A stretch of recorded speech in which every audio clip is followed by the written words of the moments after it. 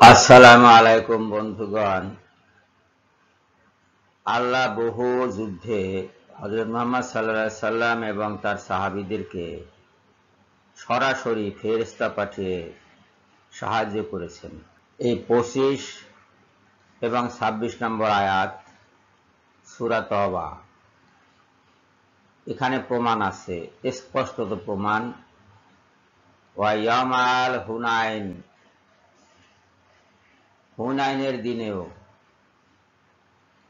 বদরের যুদ্ধে ফেরেশতা পাঠিয়ে সাহায্য করেছেন, অন্যান্য কোন যুদ্ধেও তিনি ফেরেশতা পাঠিয়ে সাহায্য করেছেন।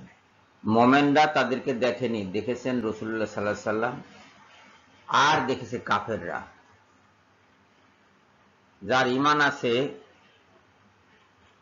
তাদের মধ্যে একমাত্র নবীজি সাল্লাল্লাহু আলাইহি সাল্লাম ছাড়া আর কেউ ফেরেশতাদেরকে দেখেনি। আর যাদের ঈমান নাই তারা সরাসরি ফেরেশতাদেরকে দেখেছে এবং শাস্তি ভোগ করেছে। এই কাহিনী অর্থাৎ ফেরেশতা পাঠানোর কাহিনী, আল্লাহ কর্তৃক যুদ্ধে ফেরেশতা পাঠানোর কাহিনী হাদিস শরীফে বর্ণিত আছে। এই যুগের অতি বুদ্ধির লোকজন, তর্কপ্রিয় লোকজন, তর্কবাগীশরা এইটা অবিশ্বাস করে। তারা বলে কোরআন মানি, হাদিস মানি না, কারণ হাদিসে গাল গল্প আছে। এই হলো তাদের ধারণা। কিন্তু স্পষ্টত কোরআনে এই কথার সাক্ষ্য দিচ্ছে।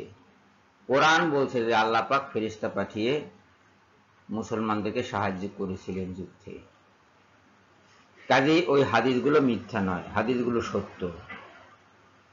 যারা এইসব হাদিসকে মিথ্যা বলে তারা হাদিসও ঠিকমতো পড়েনি, কোরআনও ঠিকমতো পড়েনি।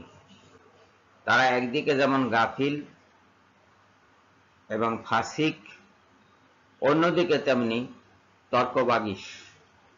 সমাজে ফিতনা ফাসাদ সৃষ্টি করছে তারা। এই ফিতনা ফাসাদ সৃষ্টিকারীদের থেকে আমাদের সবাইকে সতর্ক থাকতে হবে।